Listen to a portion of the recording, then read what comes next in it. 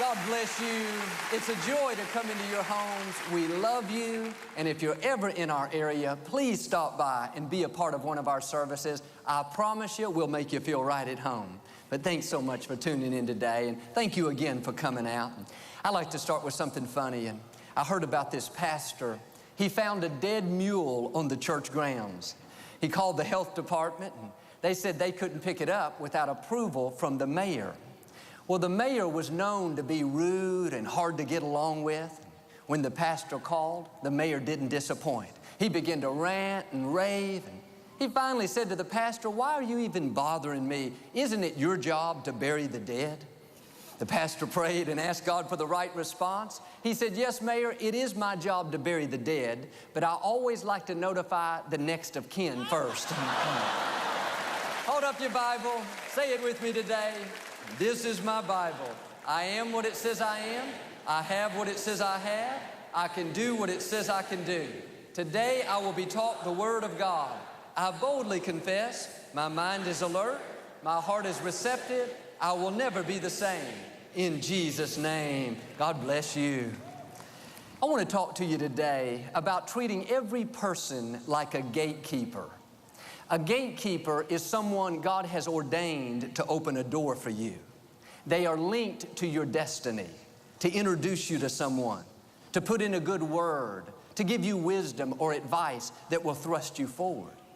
They didn't come into your life by accident. God divinely orchestrated your paths to cross. It's important to realize a gatekeeper may not be who you would expect. It may not be the boss. It may be the intern that just started. It may not be the friend with all the connections.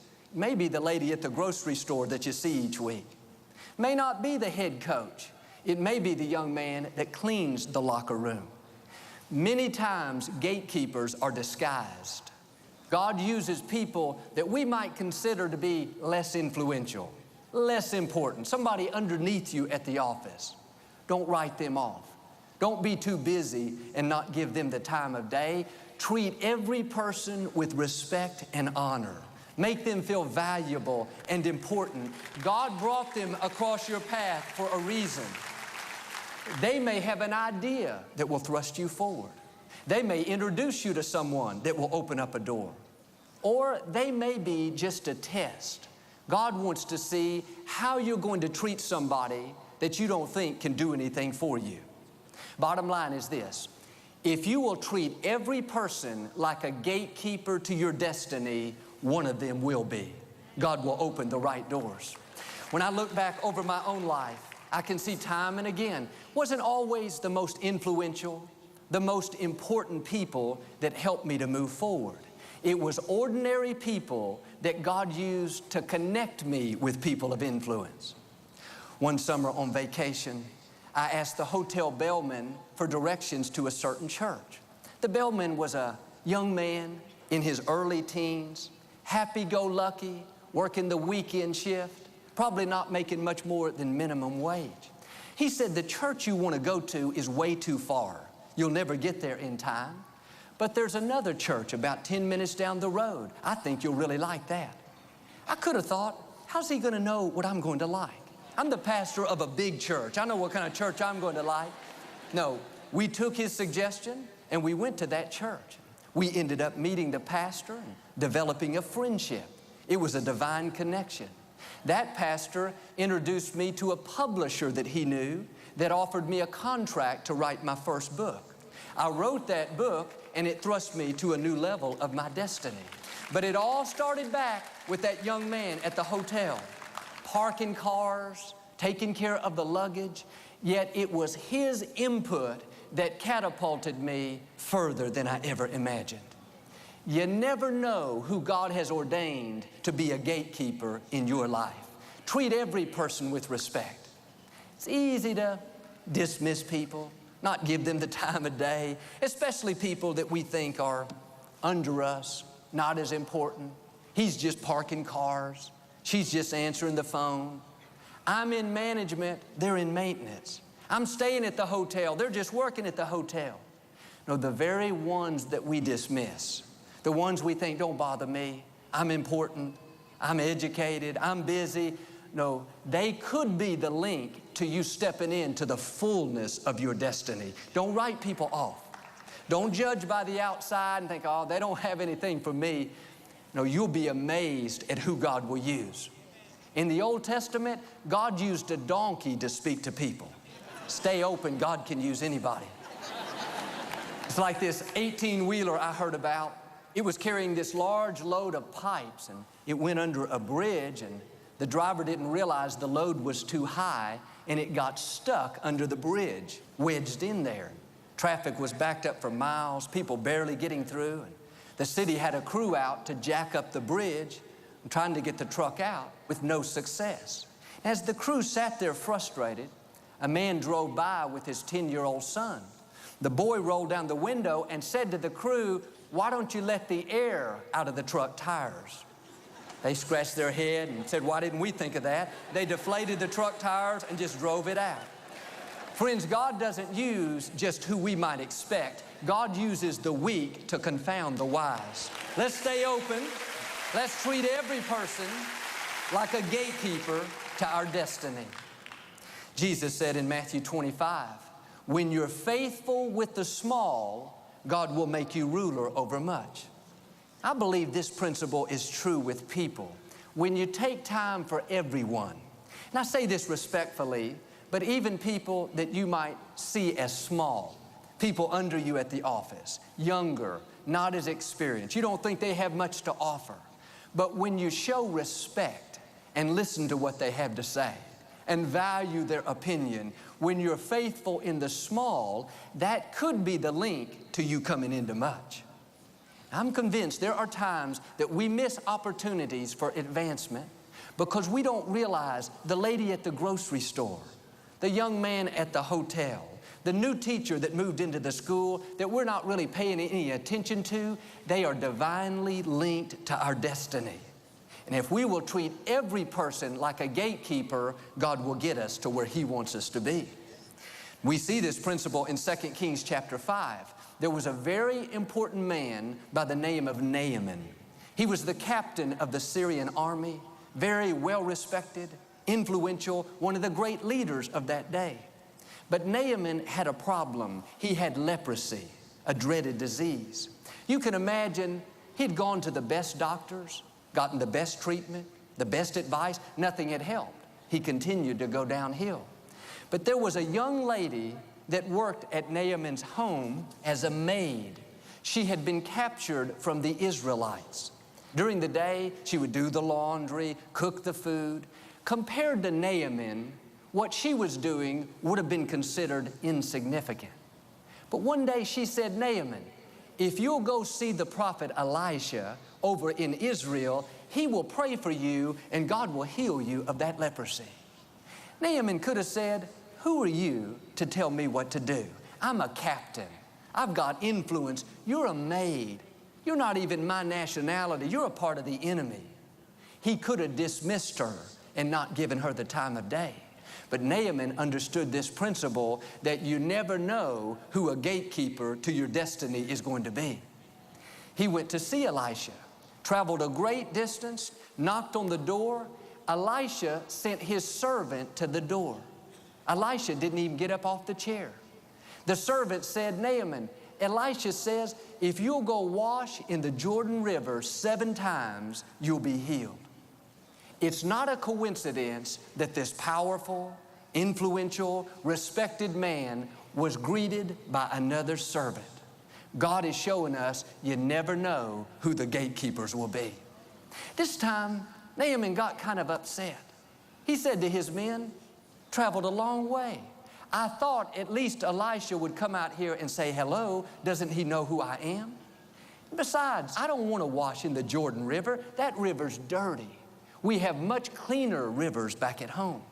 He almost talked himself out of it, but one of his servants said, "Naaman, if he had asked you to do something hard, you would have done it. Why don't you do this easy thing?" Isn't it interesting? That was the third servant that spoke to him. God didn't use the powerful, the most influential. God used people that He might consider to be less significant. Naaman finally swallowed his pride and went and washed in the Jordan River. When he came up the 7th time, his skin was just as clean as a little baby. But it all went back to that first young lady, that maid. She was a gatekeeper. If Naaman would have blown her off, not given her the time of day, he would have missed his miracle. In the same way, you don't know who your gatekeepers are going to be.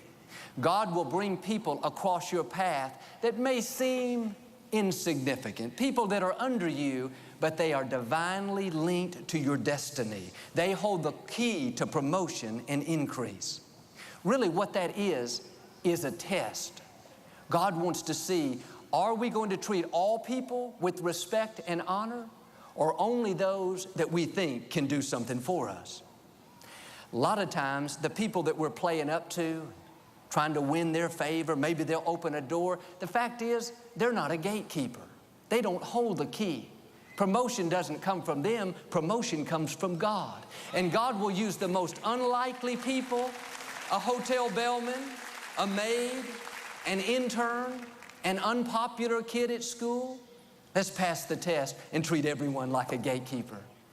When I was in my early 20s, I was in the airport traveling back home to Houston, and I'd had a real long week, very tired. I couldn't wait to get on the plane and just lay my head back and relax. They finally allowed us to board, and I had a whole row to myself.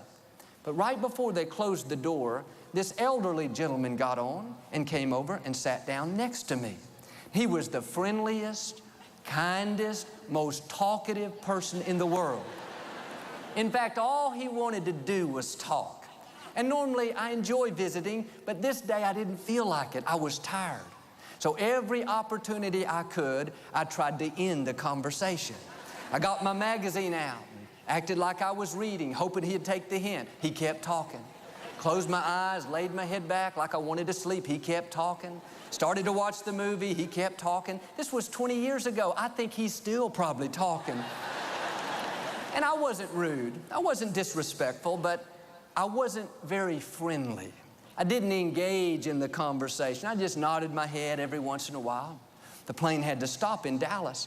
He said, well, I sure enjoyed talking to you, but I'm going to have to get off here. I said, oh, I'm so sorry to hear that. And I repented later, but I thought I could finally get some rest.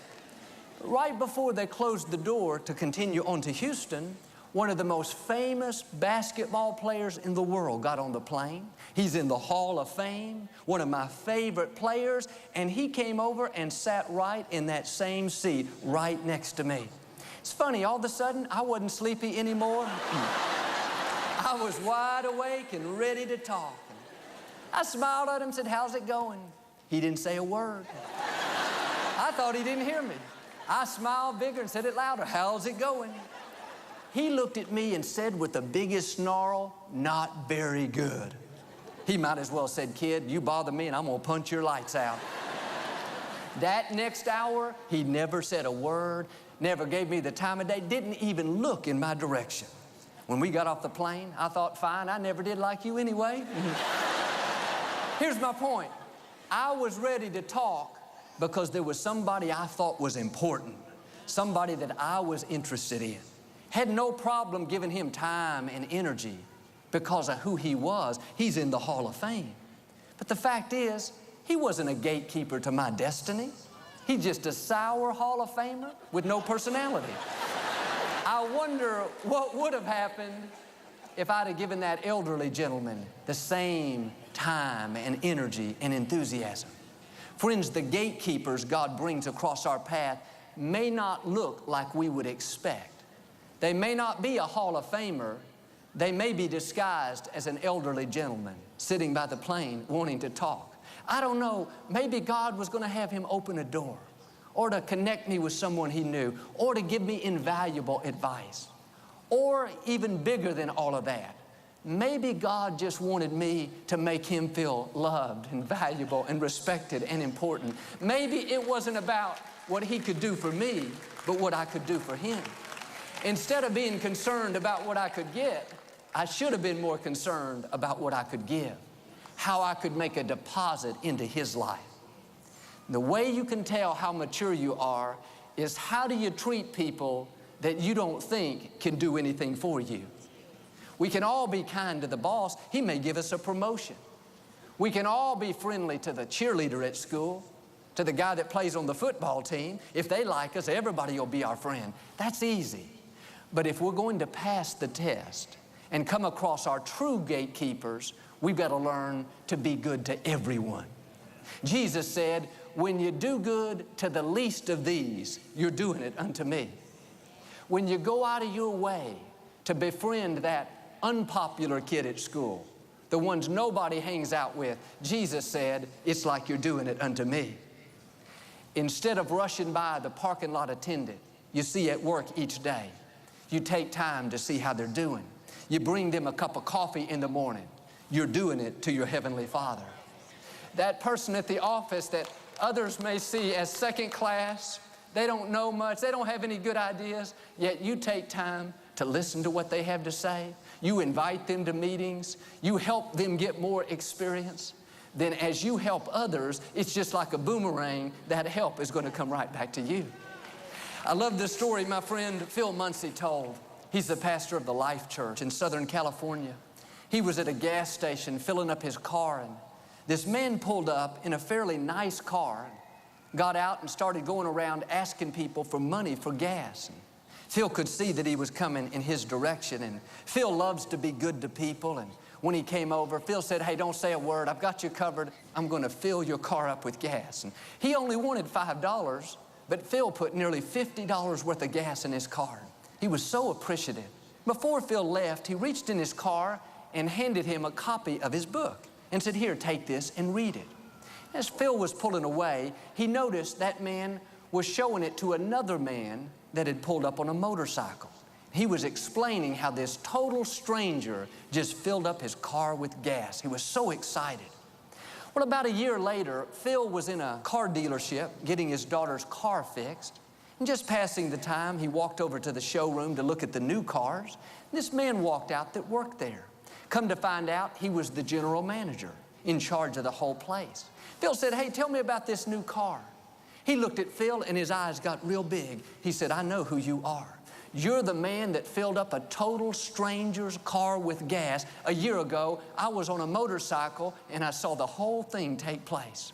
He was so impressed with what Phil did. He was so moved. He said to Phil, whatever you need, I want to help you. I'll fix your daughter's car for you. I'll make you a deal you can't refuse. Anything you want, you've got it. Now when Phil goes into that car dealership, they treat him like a king. Here's my point. When you do good, God not only sees it, He'll cause other people to see it. That man saw Phil being good. He ended up being a gatekeeper. He opened a door of favor and increase that Phil would have never experienced. When you do it to the least of these, you're doing it unto God. I wonder how many good breaks we miss out on because we're not treating every person like a gatekeeper. So often, we tend to categorize people, and we think, okay, they're important. They've got something I want. I've got to be good to them. No, God's ways are not our ways. When you realize God has ordained every person that comes across your path, then you'll go out of your way to make them feel respected, make them feel honored, not only because it's the right thing to do, because they're God's children, but knowing as well that they are divinely linked to your destiny. Either that act of obedience in treating them right is passing the test and will lead to something greater, or they may be a gatekeeper that will open the door to favor and promotion. Pay more attention to who God brings across your path. Sometimes all it takes is holding the door open for a stranger to make their day. Just giving a smile. Just making the person at the grocery store feel welcome. Just reaching out to that person at the office that nobody pays attention to. It not only lets them know that somebody cares, but you don't know, they may be a gatekeeper in your own life. It's what happened to a friend of mine. We played baseball together, and after high school, he joined this team that traveled all around. Most of the young men were college-level players, very talented. They had all grown up together, knew each other very well. My friend was not only new, but he wasn't quite as talented as those other players. During the season, Coach would hardly ever put him in. He'd go 4 or 5 games, never playing even an inning. And the other young men, they were good people, but they sort of treated him as second class. Really didn't give him the time of day.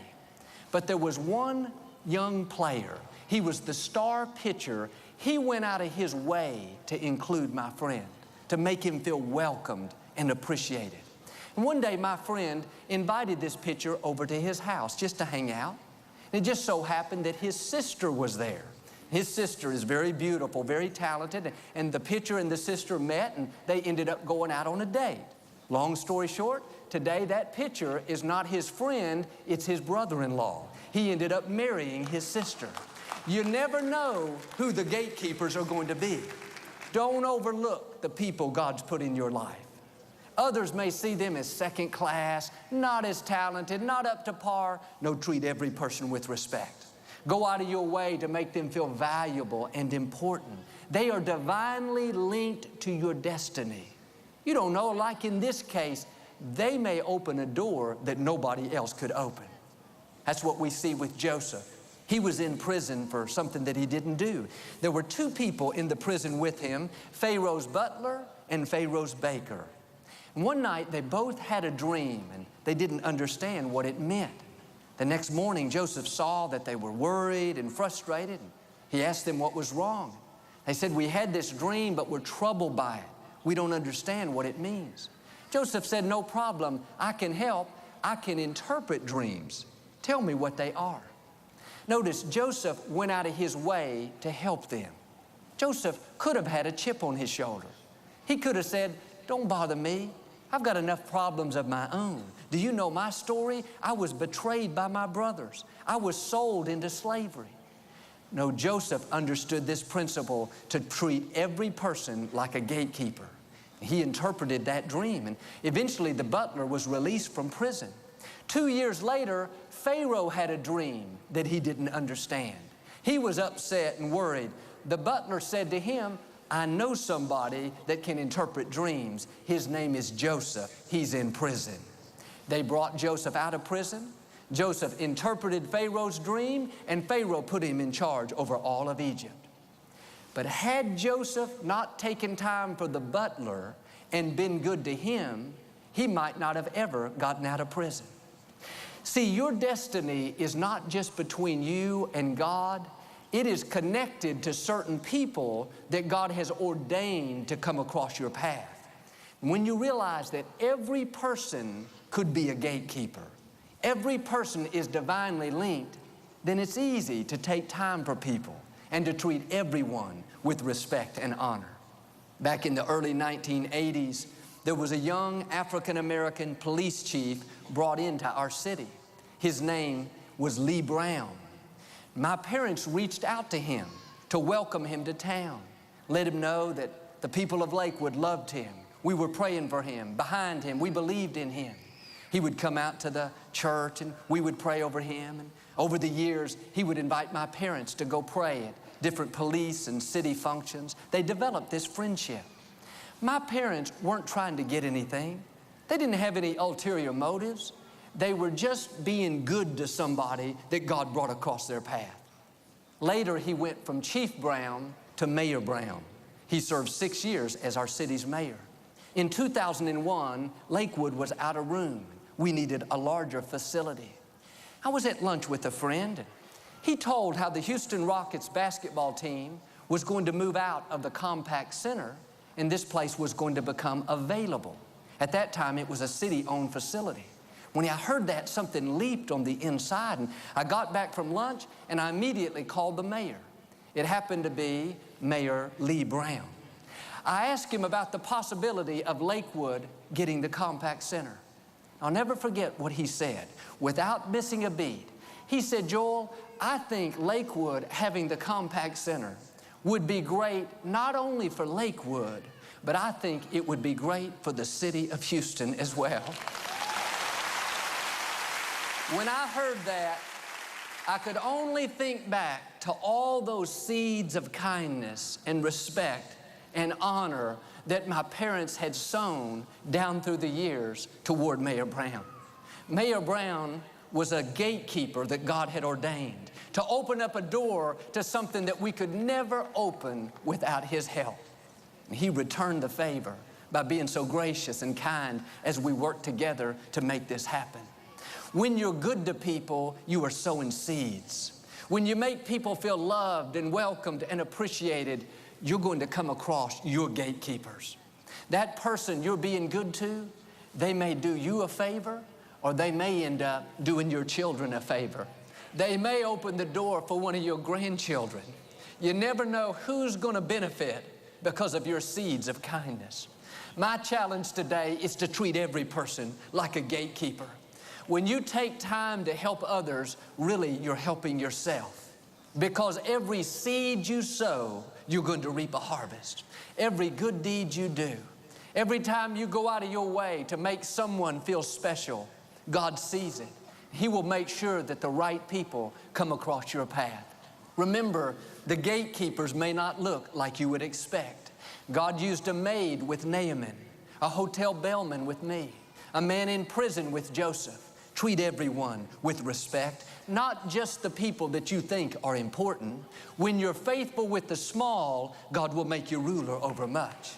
In the coming days, people are going to come across your path that God has ordained. They are divinely linked to your destiny. They hold the key to promotion and increase. Don't overlook them. Go out this week and be good to the people that are in your life. And if you'll learn to treat everyone like a gatekeeper to your destiny, God will open up the right doors. You will come into favor, promotion, and increase, and I believe and declare you will become everything God's created you to be. Amen? Do you receive it today? We never like to close our broadcast without giving you an opportunity to make Jesus the Lord of your life. Would you pray with me? Just say, Lord Jesus, I repent of my sins. Come into my heart. I make you my Lord and Savior. Friends, if you prayed that simple prayer, we believe you got born again. Get in a good Bible-based church. Keep God first place. He's going to take you places that you've never dreamed of. As a thank you for your support of our ministry this month, Joel and Victoria would like to send you a copy of Dream It, Pursuing God's Promises for Your Life. God wants to give you the desires of your heart, whether it's for someone you love, maybe better health, or even a better job. If you'll put Him first and trust Him, He'll do amazing things in your life. I know this resource will be a great help to you. I hope you'll request one today. I'm so excited about my new book, Every Day of Friday, How to Be Happier 7 Days a Week. It's #1 on the New York Times list. It's helping many people. I know it'll be a blessing to you and your friends. Pick up a copy. And thank you so much for watching today, for your prayers and support, and a special thanks to our Champion of Hope partners for all you do to make the ministry possible. Request your copy of Dream It today. Also, as a special offer this month, we'd love for you to receive Joel's new book, Every Day of Friday. Visit us online or call us toll-free.